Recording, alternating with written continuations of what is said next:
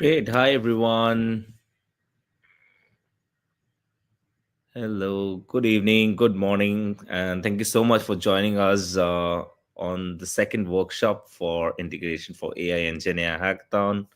So we're really excited to see a lot of people already joined us, and I can see comments are running down already. Hi, hello, Sarajit. Hi, Devlina. I can see people joining us real quick.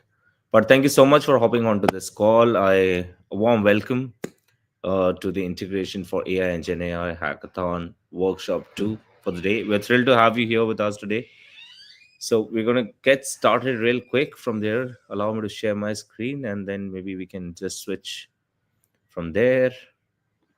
Okay, so today we are going to talk about how we can learn to optimize Salesforce AI agent by ingesting Salesforce data into Snowflake, identifying data anomalies, and build GQ assets with IDMC for reliable, unbiased AI models. So that's the topic, hot topic for today, for the workshop itself. We will be also joined by our key speakers who will take us through all of the services, run us through today's workshop itself. We will be joined by not just one, two, but three industry specialists who will take us through this. But before that, if you're not registered already for the hackathon, make sure you do register for it and become part of the journey, which is going to be really exciting. We are now undergoing certain phases of the hackathon. I'll just quickly walk you through that. We've launched this successfully on 17th of December, and we are undergoing the registration and the ID submission phases. So if you're still not registered, you can do that before 6th of Feb now, and submissions will be due on 9th of Feb itself, 3 days till after the registration closes, so you can do the needful. We are also undergoing the workshops. We've conducted the first one the previous week. So if you missed that out somehow, you have to register and look for it under the resource section at your participation dashboard. So you can do that very easily. It's just a matter of you going to hacktoskill.com, find out about this hackathon, and then you can just search about it. Right? You'll find every other information under the resource section. So if you're able to see my screen, and if you can just have a look at that timeline, so we can workshops are there are prototype phasing, and there's also a grand finale which is going to be happening online. So a limited amount of teams which do exceptionally good will be invited to the grand finale, and we'll take those forward from there onwards. So why should you participate is a big question, right? This is a great hackathon for you to learn a lot from the industry specialists. Like this is the second workshops. We are also conducting another one, the third one tomorrow. So make sure you join us continuously in each of the workshop. If you missed out on any one of those, you can just go back, circle back, and then have a look at that as well. So that is there, right? So you've got a grand pool price of 14,000 US dollars, wherein you can see the bifurcations on my screen. But that's not all. There are a lot of other opportunities for you to grab. There is a certification free of cost that you can take up, right? That is a data engineering foundation certificate. So you can find the link in the resource section. If you once you register, you'll find the details right there. So make sure you register yourself and then take it forward from there onwards. But not just that, let me just allow me this opportunity to introduce you to our key speakers for today. So today will be joined by Sudhir is principal technical marketing manager at Informatica. We will also have Sean with us. Sean is a product manager at Informatica. And not just both of them, but we also have Bharat with us, who's director at product management, joined with us today right here. Hi everyone. Yeah. Hi Hello. everyone. Bharat here. Yeah. Hi. Hi everyone. Thank you so much for hopping onto this call and taking out this your valuable time out and for conducting this workshop. So we're really excited to see what's there for everybody right here, right? So we can get started, Sudhir.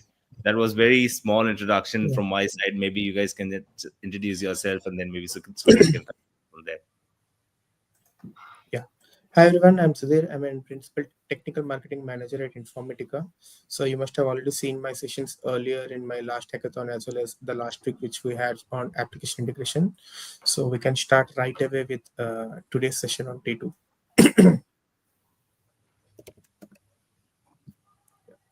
Let me know once I'm live. Yeah. Yeah. So everyone, welcome to Integration for AI Gen AI Workshop 2025. So you must have already, if you have missed day 1 session, you can already go through the resource section. You can see like we have already organized an hands-on lab session on the application integration part. So we have covered a couple of use cases like how you can build an Salesforce AI agent using a pre-built recipe with no code or no third-party tools. So today, day 2, we are going to start with a data ingestion and replication and data profiling, which are key uh, services to be taken care of during your data journey. So yeah. So we have already gone through the prerequisites. So if not, you can register for the free trial. So there's a link for the free trial is already hosted in the website. So you can install the secure agent after you register for the free trial.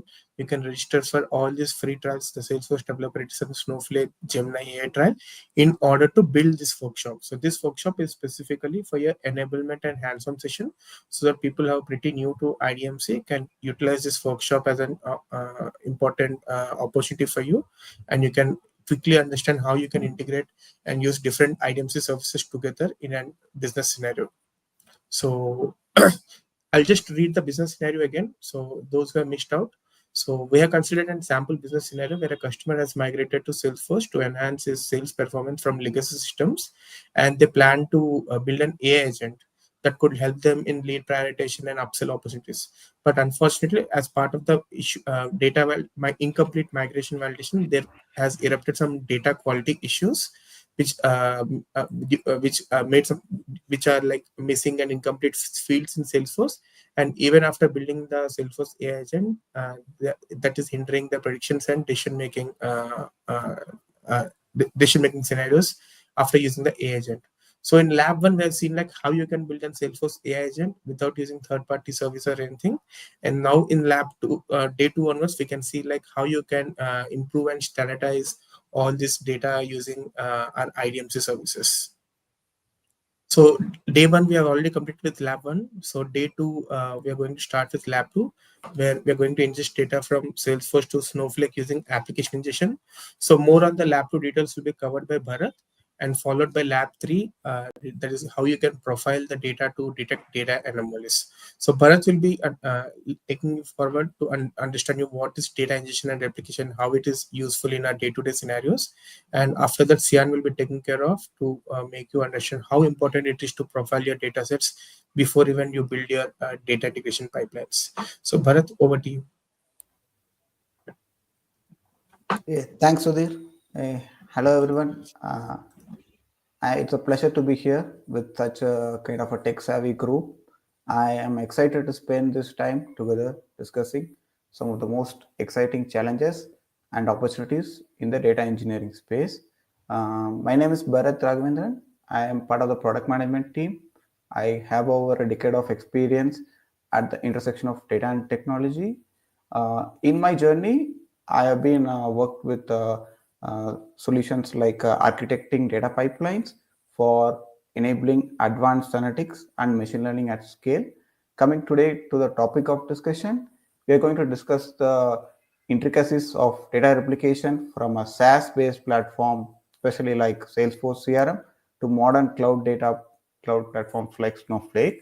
So I will show a demo, and then I will present with some of the challenges which data engineering team faces and how cloud data ingestion and replication offers some kind of differentiator and then solution to those kind of problems. With that, I'll go to the demo.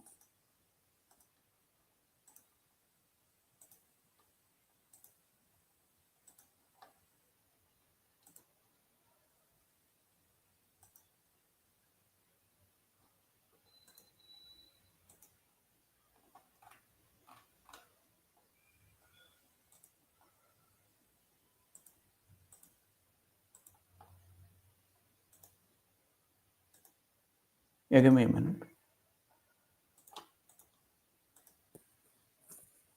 Able to see my Chrome tabs? Yes, Bharat. Yeah, we can. Yeah, thanks, Sudhir. This is the IDMC. Hold on. Let me. This is the IDMC chiclet. Once you spin up for a trial, you will be presented with a list of services in the IDMC. In that, if you click on data ingestion and replication tile, it will take you to the data integration homepage, which is let me open it for a minute. It opens the data integration homepage with inside that you can see some ingest tile icon, which is basically for replicating data from point A to point B. So this is the guided home path where you can see the options for ingestion and transformation as well as orchestration. So if you click on ingest tile icon, you will be presented with 4 different options. These are all nothing but the flavors from which where we actually offer replicating data from. So basically, these are source systems like SaaS based applications or on-prem application or database systems. So today's topic, I think for Salesforce, right? Since it's a SaaS based CRM, you need to click on this. So it's basically a low code wizard based data pipeline creation. It enables you to create that pipeline within minutes, and it also helps you to manage the full life cycle. So in this, after spinning up the IDMC trial, you might have created a secure agent. So you need to select that secure agent where you have configured. That is your runtime environment. And then you need to select your connections from which you are actually loading. So here in this first step, you need to configure your destination where you are loading the data to. In my case, I have selected this one. It also enables you to create some new connections if your connection is not listed. So you need to click on next. And then in this case, I have my connection created to get the data from Salesforce. A connection is nothing but some kind of attributes which enable the secure agent to communicate with the Salesforce system in this case. But I wanted to visualize the wizard, whatever you see here, it is almost going to be common or consolidated for any of the SaaS application. Also, in the beginning of that session, I showed you like 4 different source patterns, right? All of this, we try to offer a single consolidated interface so that the learning curve is kind of minimized. So I will try to open an existing task and how it looks like. So in this case, you have selected the Salesforce connection, and then you need to choose what is your load type. This I'll try to cover in the slide deck. What are the 3 different type of load type which we offer? And basically in this screen, there are some kind of technicalities which we cover. For example, each source has a unique kind of integration offering. So in this case of Salesforce, we have bulk API 2.2, which is efficient way to extract data in terms of huge volume. Other one is the standard API, which you can use for interacting with the Salesforce and other system. And then you see the second section, you will also configure the schemas where you wanted to load the data. In this case for Snowflake, you can select a schema and then also select the staging environment where the data will be staged. There are some advanced options. If you are a kind of a very tech savvy users, you know the intricacies of the source and target system, you can enable these things. Otherwise, as a kind of name user, we made it as like a non-mandatory. You can skip through and then create the basic pipeline. Later on, if you wanted to optimize this pipeline, you can come ahead and change this. So I will also show kind of a monitoring page. Yeah. So once you create and deploy the job will go to running state. Here you can see the data and the movement in place. So in this case, as I mentioned, there are 2 type of load. Basically, one is the initial load or historical load. That will be captured here, what is going on over here in terms of, for example, how many records is kind of moved. Also, if there are any kind of crude changes, for example, insert update, you will be able to monitor it here in the terms of incremental data fetch. So that's all about the demo. Let me switch back to the PPT.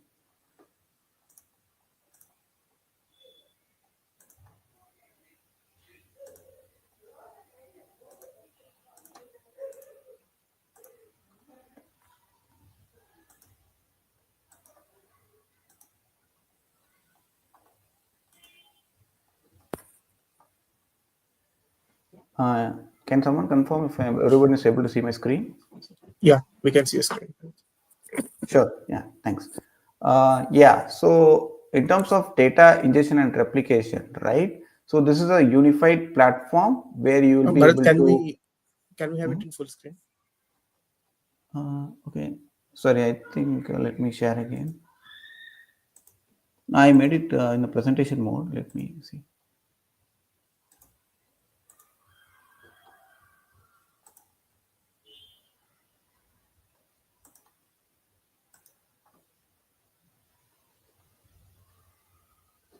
Able to see my screen? Yeah, it's still. Okay. I think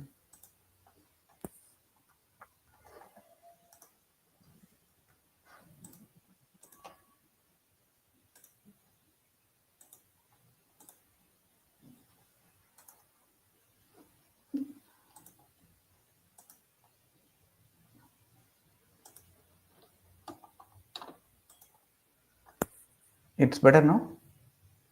Yeah, it's in full screen mode. Yeah. Okay. Yeah. Thanks.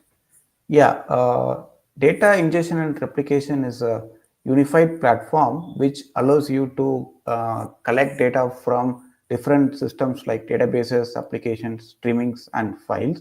One of the things which is unique about this is basically whether it is a batch mode of data extraction or real time, it will allow you to both option. And primarily we are focusing on replicating data to cloud data warehouses, data lakes, and messaging hubs, which enable organizations to take advantage for advanced analytics and AI based initiatives. So other thing which I wanted to focus here is with the advancement in generative AI, using the prompt based inputs, the data engineers can simplify their job for creating this data pipelines, which most of the time I think they have been tasked to uh, do when there are new workloads or they wanted to modify some existing workloads for optimization. So that is one thing which we have understood and try to make some kind of offering which will reduce the pain. And other key capability is basically when it comes to change data capture, right? The process of identifying deltas, there are multiple mechanisms. There is no one size which will fit to all kind of enterprise grade requirements. That's why we have multiple offerings. We will cover that in the upcoming slides. And when it comes to the value add, right, we know specifically when it comes to maintaining the data pipelines, right, data engineering team takes a kind of hit when there is some kind of a changes in the source side, which we call it as schema drift, which will be painful for them to accomplish in downstream system. So they wanted to identify, is there a way the changes happening at the source time, and they can also have some better control. So that is one of the key pillars which we kind of worked on. So basically, in terms of maintenance, this gives you complete flexibility to configure how you want to handle the schema changes. Also, when it comes to do it yourself versus relying on a data integration tool, right? What we also come to know from customers is they're not working to create some pipelines for moving some 5 to 10 tables, right? They are dealing with some 100 tables containing thousands of GBs or like TBs of data. So they wanted that to scale. That is one of the reason actually we built this kind of offering which focuses on basically efficiently extracting data as well as ingesting data into cloud data warehouse. When it comes to efficiency, right, we know that data how that is stored in the transaction system might not be kind of very useful when you use it in analytical kind of workloads. So whenever we are transferring the data, we also account into the use cases, how the customer is trying to interact with the data. So basically we optimize the data in some format, for example Avro or Parquet, whatever customer chooses, when we replicate the data. That is one of the reason we call it as efficient. So I'll go on to the next slide. Coming to that load type, right?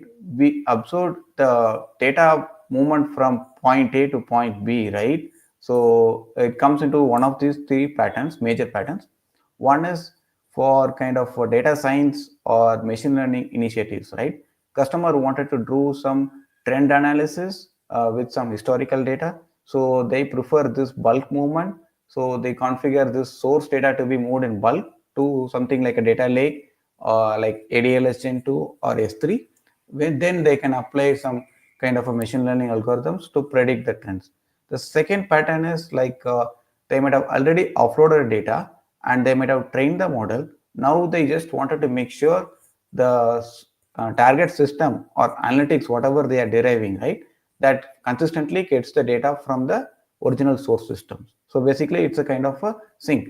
So in those scenarios, right, we take this data from the source system, which is the change data, and then load it to the target. The third pattern as data engineers, right, what is the main problem here is whenever you are doing the step 2, right, you need to make sure like the checkpoint, when are we moving the data, or when is the last checkpoint you are actually loaded the data, right? So you should account that there should not be any data duplication as well as data being missed. So in this case, which we called as a combined load, we make sure like whenever we trigger the initial load, we also maintain some kind of a checkpoint. Once the full load or the historical load is complete, then seamlessly it takes over the incremental load. That is the third pattern which we see. And coming to the challenges which I think most of the data teams faces when it comes to data replication, right?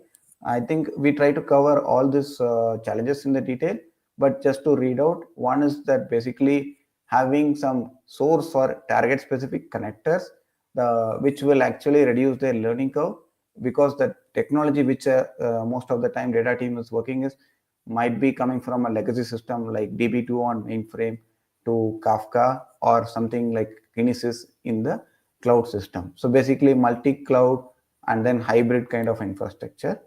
And what other things we will try to discuss in the upcoming slides. So when it comes to connectivity, right, we do offer data extraction from SaaS and on-prem ERP or CRM based applications. You can see our coverage starts from Salesforce from cloud to SAP ECC in on-premise. Also include some of that leading marketing applications like Marketo and kind of other things. For example, Salesforce Marketing Cloud. And one of the bread and butters for the data team is they might be having some of the relational database sources, like for example, Oracle SQL Server, also something like mainframe running on with DB2. So we also support reading from these technologies and offloading it to Snowflake or Google BigQuery or Redshift. So coming to the streaming pattern, we basically enable the real-time data flow, which can read the data from messaging systems like Kafka, and then also the IoT devices like OPC UA, and then messaging brokers like MQTT. Apart from that, in file ingestion, we also support reading data from your FTP, SFTP, and then load it into cloud storage buckets like S3, GCS, and ADLS. And coming to that, one of the core offerings or some of that USPs when it comes to data ingestion and replication is, as I mentioned here, right, we offer multiple mechanism for doing the CDC. One is prominently the log-based CDC, where we are not actually extracting data from the database source system. We are reading the data from the database archive logs. One reason why this is kind of efficient is it reduces the load on the source system, and also as part of our offering, we need to focus on how it will scale for the large volumes, right? So if we have some frequently changing data, I think since the transaction system might also be using this, so this is one of that main offering which we do as part of the databases. And then also other mechanism is to have a database trigger. Whenever there is a change happening, this kind of trigger will be activated, and then the data will be pulled from the source system. When it comes to applications, right, we basically support reading the data through some APIs. It can be like REST APIs or SOAP APIs. The main advantage is as a data engineer or ETL developer, right? You don't need to go through that documentation of the each vendor, and then also no need to worry about the any changes which is kind of a upgrade whenever it happens, right? So those things kind of easily kind of handle. All these things is abstracted from the user interface. And timestamp based CDC is one of that common thing which users do. Basically, it requires some kind of a column as part of your table. So you need to identify when the last time the data was modified. Based on that, we can pull the data. So out of this, right, CDC, we have a lot of mechanism. You can pick and choose which will fit for your use case. That is one of the kind of reason why it makes us best in terms of data replication. And as I was speaking, right, we know definitely customer come to us when there is a huge volume of data which they wanted to move, and it needs to consider a lot of factors. For example, the IO and CPU utilization on both the source system, and as well as the cost when it comes to the cloud computing, whatever you choose. So basically, this will do some efficient read, also do some merging when we are loading into the data warehouse targets. And there is also some of the salient features. For example, whenever a record is deleted from the source system, right, in warehousing scenarios, you don't wanted that to be deleted. Instead of that, you wanted to identify with some special columns which will tell you like this record is deleted in the source system. That is something which we call it as soft delete. So the other one is audit mode.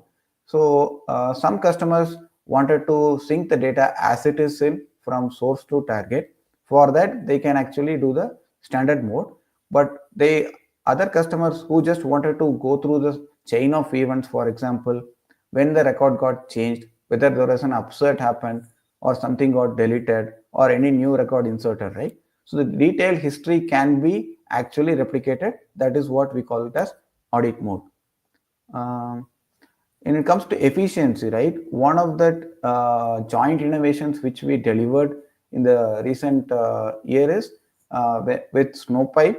Snowflake offers us streaming API, which will actually help the customers to load the data into Snowflake cloud in real time. So our offering is basically enabling customers to load the data from different source system into Snowflake using this streaming API. On top of that, what it also offers is the benefits. Basically, prior to this, customers need to have a staging environment, which will have like a S3 bucket or ADLS Gen 2. So it will also have an intermediate layer. So with this, I think they can reduce this cost, also the time it takes to load. And then whenever customer wanted to do some analysis, right, the actual data has to be merged into the final layer, consumption layer from the raw layer, right, wherever the landing zone tables are required or landing zone tables are loading. So with this kind of optimization, right, customers can have a choice when they wanted to merge. So basically their queries, right, kind of reduce. So it also results in lesser Snowflake credits being used. Uh, that is all about the efficiency. And coming to the schema drift, as I mentioned, right, in the wizard, you can see we give you complete control, like how do you want to handle this schema drift. So basically a new column is added, how you wanted to replicate that to target, or whenever there is a column which is dropped from the source system, do you want us to notify or you wanted to replicate that to target. All those things can be driven by rules. So as a data engineer, you can define a rules once, and then the pipelines will automatically take care of it. And one of the other thing when it comes to data pipeline or moving data from point A to point B is how consistent is my data. So for that challenge, right, what we offer is basically once the data is loaded, you can also define some validation rules that will run. For example, what is your count, what is the column, and if there are any kind of health check which you wanted to do. So this kind of integration will enable you to run some validation jobs, and also within the monitoring phase, right, you can see how the data health is looking at. So that's all about the data validation. Yeah, coming to that EL&T experience, right? So basically, after data replication, the data has to be enriched to make sense for analytic kind of use cases, right?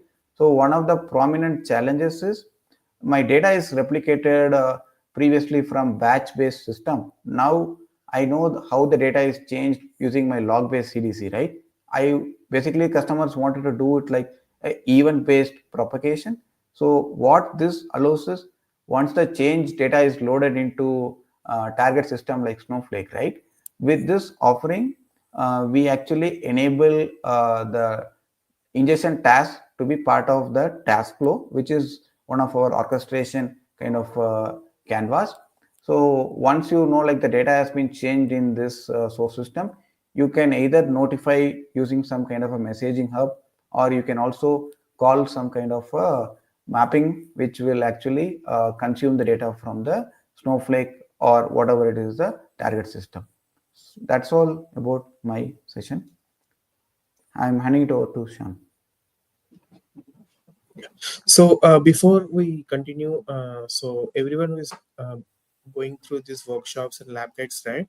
So there has been a recent change in our cloud data ingestion and replication UI. Like Bharat has shown, there's a more intuitive user interface now.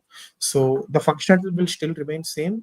Probably the sequence of the steps might change, but it's still an 4-step UI. So you might still stay connected with your lab documentation and the new UI, but make sure you go through the service before you actually build your actual prototypes. Yeah, Sian, you can take from here. Okay. 1 minute, Sian. Before that, so we have covered like the lab 2 part, where you can ingest data from Salesforce to Snowflake using application ingestion. So in lab 3, Sian will be explaining like how you can profile your data to detect data anomalies. So data profiling, how important is data profiling and how easy it is to profile your data sets is what Sian going to cover. Yeah, over to you, Sian. Okay. Thank you, Sudhir. Okay, so my name is Sean O'Shea, and I'm one of the group product managers for the cloud data quality capability on the platform by the Informatica IDMC. So with that, I'll progress. So how do you know?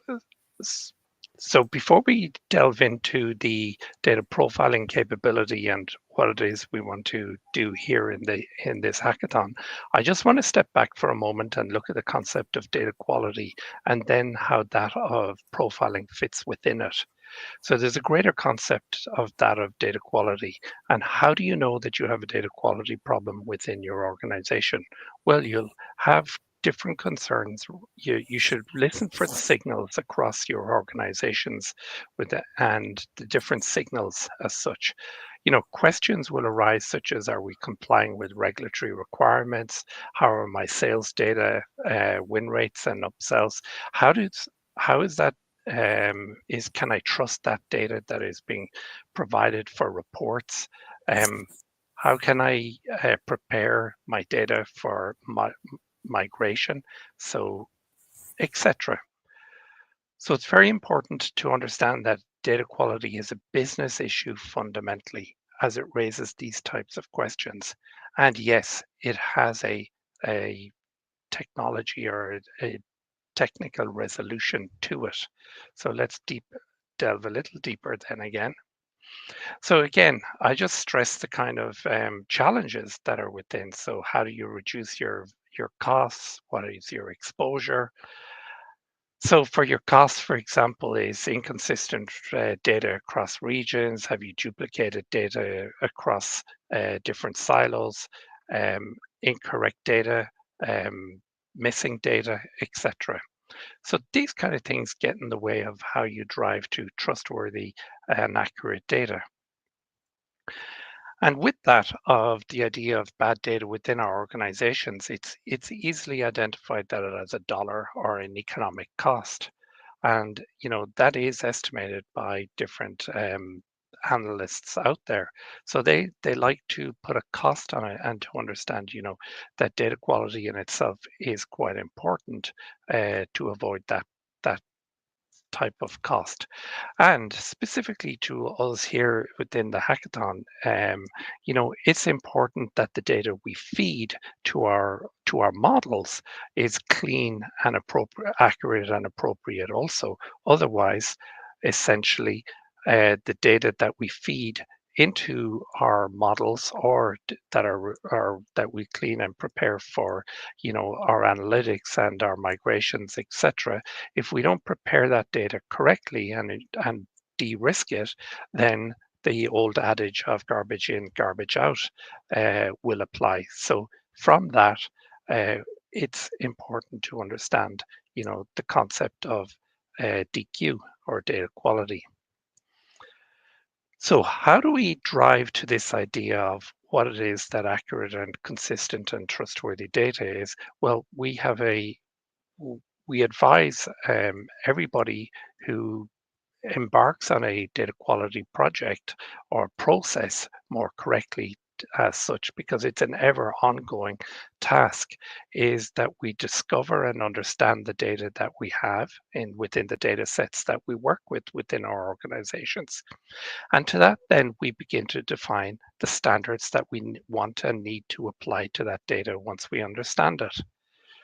So once we have those rules created and defined, then it's a case of applying those rules to ensure that we modify that data correctly before it feeds into our applications, and which enable our decision making and our business processes.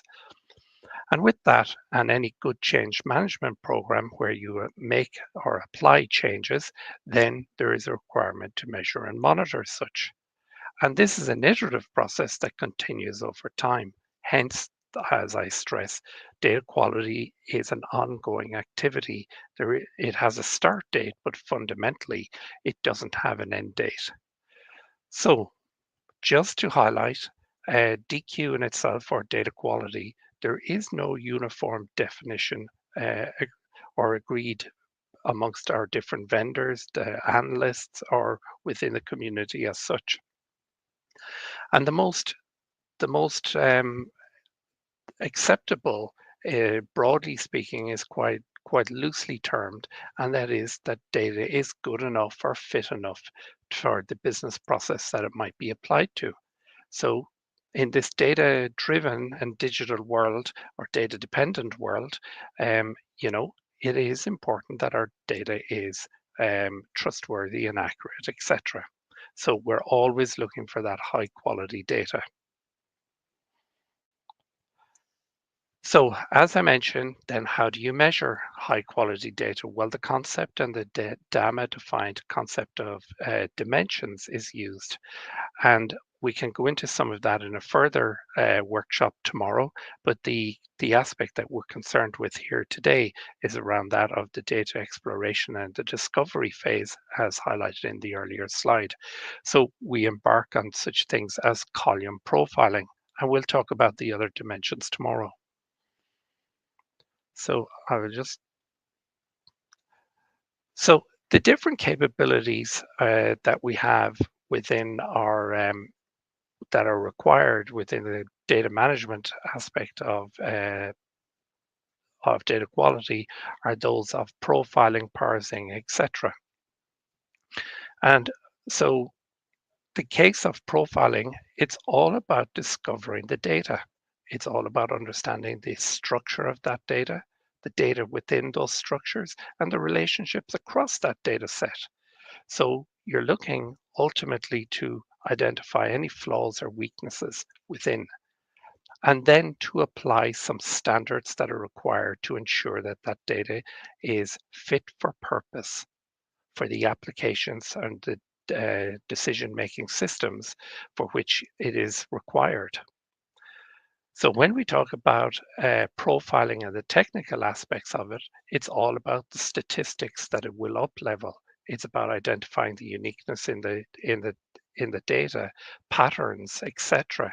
And broadly speaking, a what-if type analysis of the data. So if I change something, what will the impact be? The high level or 15 or so statistics that we'll up level will be quite simple and well accepted and understood concepts such as nulls, patterns, inferred data values, value frequencies, etc. So as you begin to work with the capability, you'll understand that we report on the statistics as you see in the graphic here in the slide. We have the ability to drill down into that data, run filters and queries against that data. And in more recent times, we've added and extended to provide some Claire-like functionalities in creating insights into that data. So that is an automated or an augmented approach to adding and understanding the data within once a profile runs, and it will up-level suggested rules that we might like to apply to the data. And we can do that through the insights capability in the profiling functionality. So just as a final comment around profiling, you have the ability to manage the full life cycle of profiling data using the REST API capability or extension. So with that, the documentation and all that good stuff is available in the requisite locations as such. So now, let me then look at the functionality itself. So let me do that.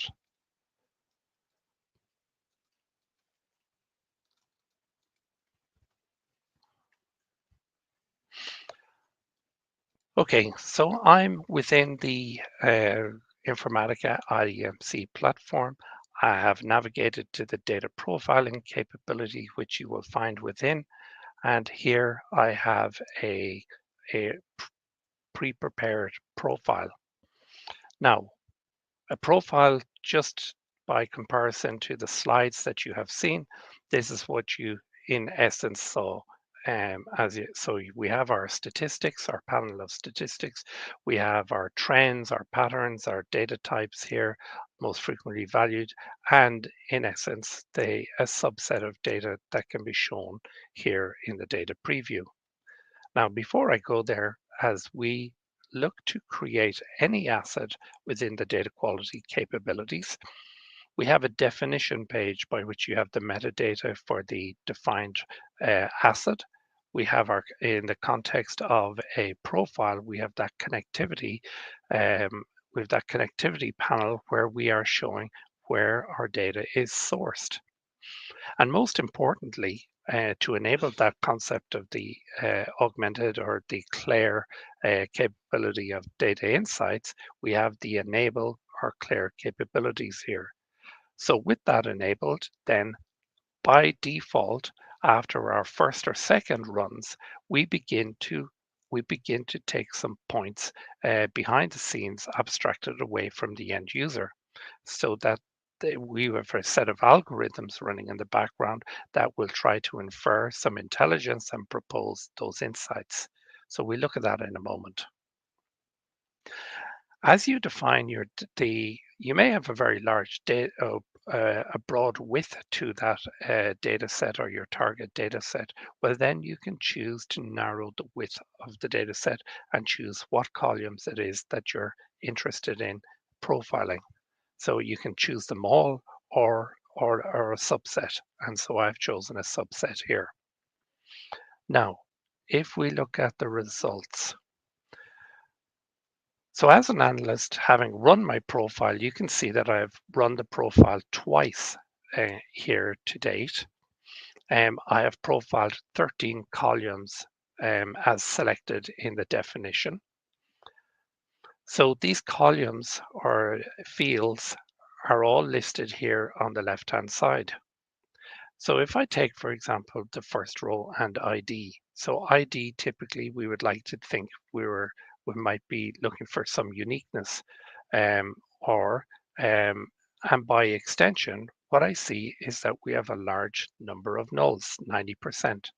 So there may be a requirement to understand why do we have nulls here, and if that's not the case, what should we be doing?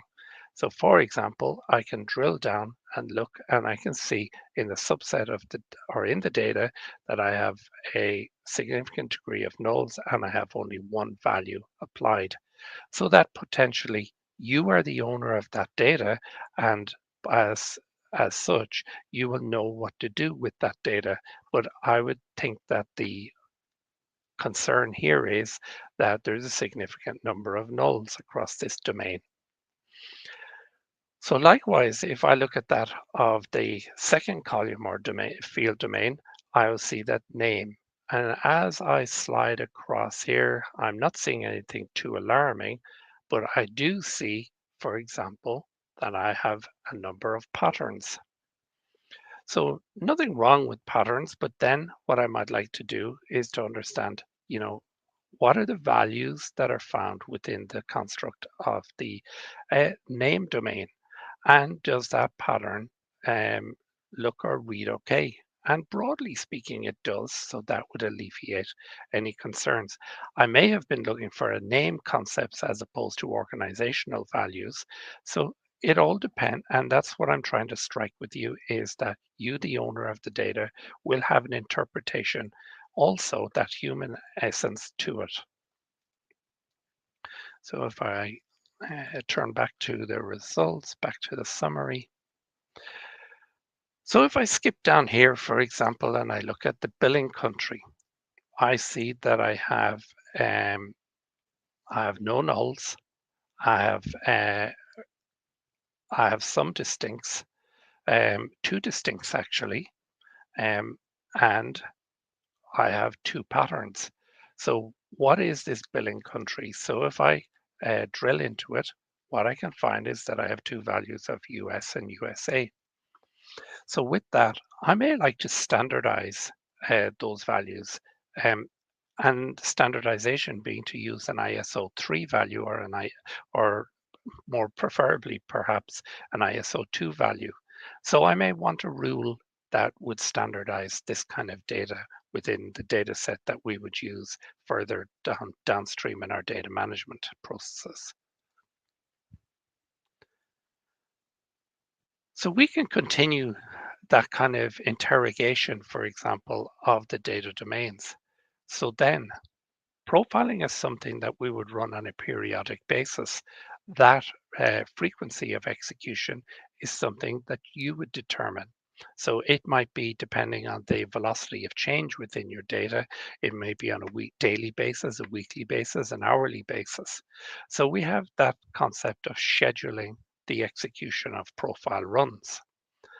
And we can choose our environment, but namely what I'd like to highlight is, when we have an execution or a scheduling, that we can auto inform those relevant of some of the results of those profiles.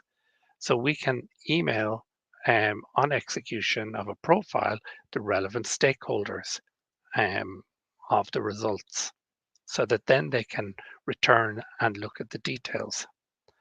Now, that latest extension so what we would have here is that if I return to the results, we had two executions of a profile run, and we must have a minimum of two to derive some insights. So after running the second execution of the profile, what we can see here is that we've added, or it has suggested, a number of insight statements.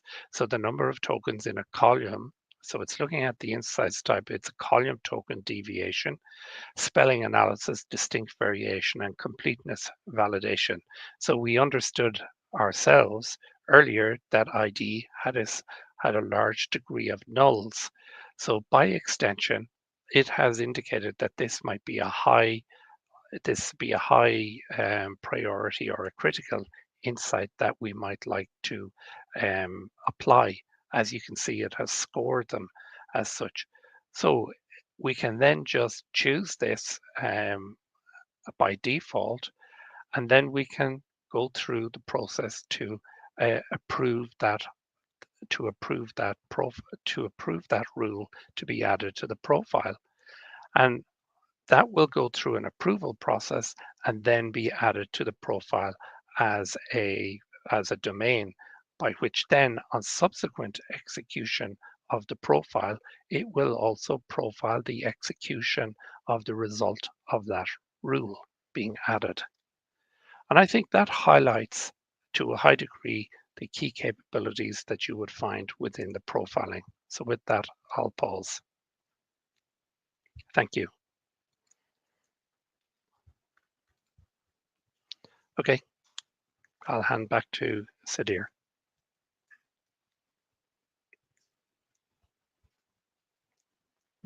Yeah, thanks, Ian, for the detailed session on this data profiling. Hope it was an enabling session for everyone. So we're done with the day 2 part, where we're seeing like how you can ingest data from source to target using application ingestion. And like Bharat mentioned, we have different types of ingestion tasks like streaming streaming ingestion, file ingestion, database ingestion. So you can use you can look into these ingestion tasks and can see like if you can this can be put part into your prototype for your hackathon. And you also can make sure like log into this IDMC platform and go through your IDMC services. So all your services are enabled for you, like the data profiling, data quality, cloud data ingestion and replication. All these are enabled for you. All you need to is log in and you can quickly go through the UI. So that's it for the day. And tomorrow we'll be covering on the remaining part, that is data quality as well as our data integration part.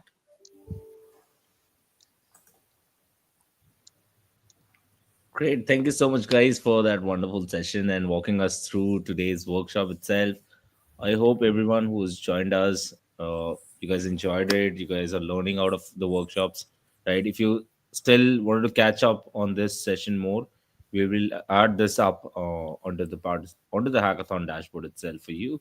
So make sure you are registered for it, and if you already are, it should be available for you tomorrow similar times, right? So you can get that access. You will also receive an email from us regarding the updates of this session, like a MOM with the links and everything that has been covered in this session.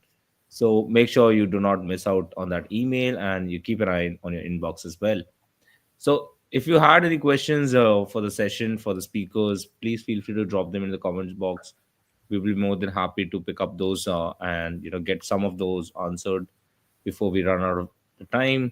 So I see 2 3 questions as of now so far. So I see a question by Rose. She said, "Can we download Secure Agent in Mac? It's showing Windows and Linux only, and when I download Linux, it's showing unsupported format. Can any one of you help her solve the problem?" Yeah, so we cannot download Secure Agent in an Mac machine. So the only options are like Windows and Linux. All you need to do, like if you're downloading via Windows, then you'll get an exe file, zipped exe file, and you're doing for an Linux, you're going to get a compressed file which you need to place it, copy it in the Linux system, and then unzip it, and then extract, and then follow the installation procedure. Like again, running the exe file in Linux machine. Sorry, not Windows. The in Linux machine, run the executable file, and then it will guide you through the steps to enter your IDMC credentials and register for your IDMC in the Linux machine. So it's a no for Mac. Awesome. Thanks, Sudhir. Okay, we've got another question from Ajul. When we apply quality, did we consume queries? I'm not sure if that is a complete question. Plus, please feel free to answer. Yeah, yeah. So when you're applying in data quality, it consumes a query. So by consuming query, what I meant is like, suppose you're profiling and you're into profile and you're analyzing anything. So what IDMC does in the background is like, it triggers a query to the source system to pick up the appropriate results for you. So that is how your profiling works. Suppose you're running, setting up or integrating a data quality transformation. So what the transformation does is like it will trigger the appropriate source system to fetch the data and apply appropriate strategies or data quality efforts on it, and then help you with the cleansed and standardized data. So that is how it works. So Yeah, Sian, so you can just I would, confirm or you can yeah, add. I would add to that is that in the data preview panel, you'll find a query button there, and you can construct a query within the profile itself, which will that you can focus in on that particular data domain. So, perhaps that's where your question is focused. Okay. Yeah, this makes sense. Great, thanks. So I think one or two of the questions are already answered by the team, backend team here. And in case you guys have any other questions to ask to the team, else you can also write us at, at our support email. You'll find it over the website itself. I'd like to have this opportunity to pull up my screen and just walk you through the deadlines once. So we have another question, Shakti. I can take that up. Allow me a second. Sure. Okay, I'll pull that up for you on the screen. Let me just remove mine. So, is cloud application integration a new product launch for data management, or has it always existed? It's always existed. So you must have seen like it's only available in a cloud platform like Cloud IDMC. Mhm. So it's something similar to iPaaS. So normally iPaaS, like integrating platform as in service. So you can use our application integration to perform integrations between your applications, your source systems, using your data and everything. So it has always been existed. So nowadays we have been more using this AI, Gen AI things. So using a cloud integration, application integration platform, you can build your own AI agents. You can use this LLMs to integrate your or automate your integrations between your applications and all these things. So if you can go through this session one, Kannapiran has detailed explained on how you can use application integration, how you can build using a pre-built recipes, how easy to integrate it with your external systems. So we have API for every integration that you build in your application integration. So once you build any particular process in your application integration, all you need to do is like after your creation, generate an API and use that API to integrate with the third-party systems. So it's that easy to integrate applications using IDMC platform. I hope, Muzammil, that answers to your question. Thank you so much, Sudhir, for taking that up. Uh, so feel free to drop any questions that you may have for another minute that we are covering. But make sure if you're not registered for the hackathon yet, the deadline to the registration is 6th of Feb, right? Make sure you register yourself. You can also you can scan this, take a screenshot.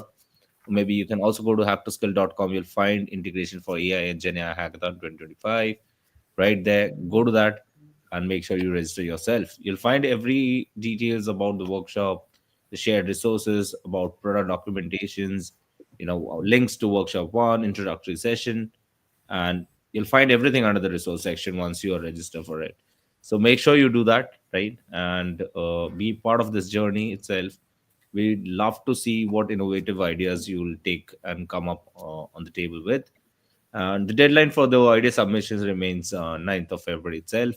So make sure if you're registering today, tomorrow, you start working and building out a team, working on your ideas, and make sure you integrate Informatica services as part of your solution as well. Which is very important, and that is why we're also emphasizing you to learn more and more day in day out about Informatica services itself.